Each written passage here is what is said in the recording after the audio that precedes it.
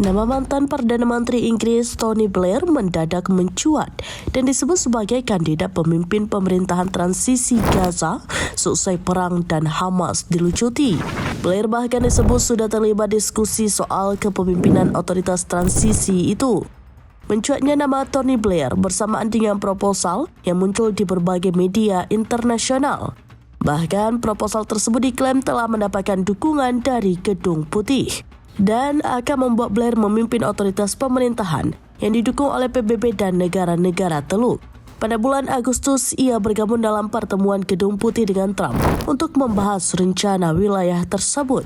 Blair diklaim akan memimpin sebuah badan bernama Otoritas Transisi Internasional Gaza atau GITA berdasarkan laporan media Israel. Mereka akan berupaya mendapatkan mandat PBB untuk menjadi otoritas politik dan hukum tertinggi di Gaza selama 5 tahun.